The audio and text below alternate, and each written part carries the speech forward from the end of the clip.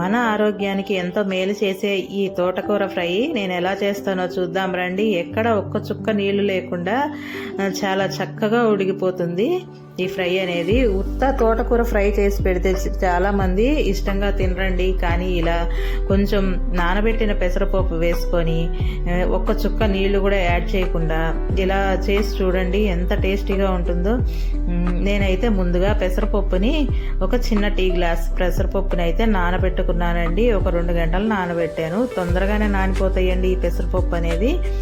2 పెద్ద కట్టల తోటకూరను తీసుకొని దాన్ని చక్కగా శుభ్రం చేసి కట్ చేసి పక్కన పెట్టుకున్నాను. ముందు కడాయి పెట్టుకొని 2 స్పూన్లు ఆయిల్ అయితే వేసుకున్నాను.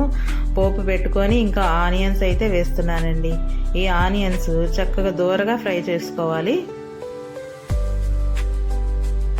ఇలా ఆనియన్స్ ఫ్రై అయ్యేటప్పుడే కొంచెం కరివేపాకు వేసుకుంటున్నాను.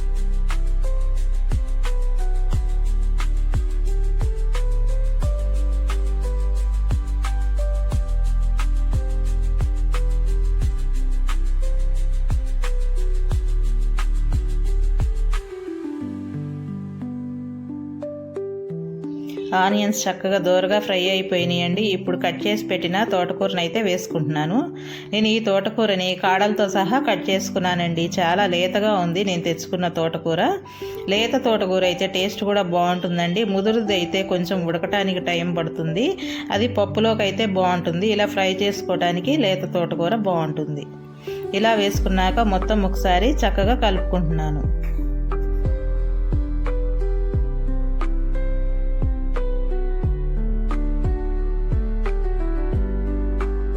ఇదిగోండి ఆయిల్లో కొంచెం ఫ్రై అయితే అయింది. ఇలా కొంచెం దగ్గర పడినాక దీంట్లోకి 1/2 స్పూన్ పసుపు, తగినంత ఉప్పు అయితే వేసుకుంటున్నాను.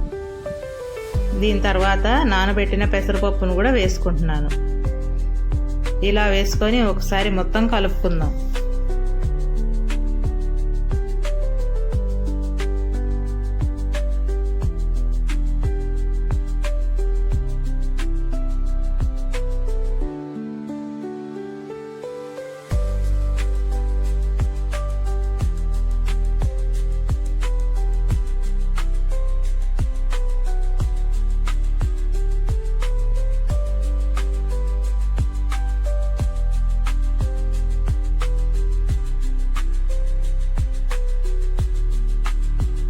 ఇలా కలుపుకున్న తర్వాత మూత పెట్టుకొని లో ఫ్లేమ్లో పెట్టుకొని ఒక 10 to 15 మినిట్స్ అయితే ఉడికించుకుందాం.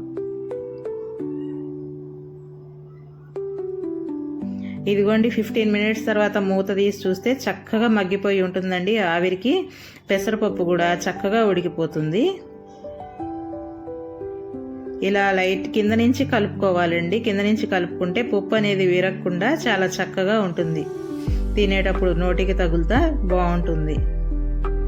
ఇప్పుడు దీంట్లోకి తగినంత కారం అయితే వేసుకుందాం.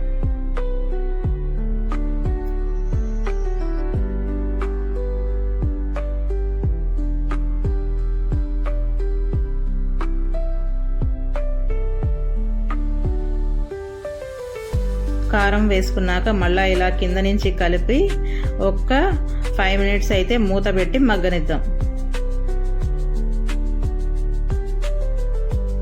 5 మినిట్స్ తర్వాత చూస్తే ఇలా ఉంటుందండి కర్రీ. చక్కగా దగ్గరికి అయిపోయింది. చాలా బాగా ఉడికిపోయింది. ఒక్క చుక్క నీళ్లు కూడా వేయలేదు ఎక్కడ కూడా.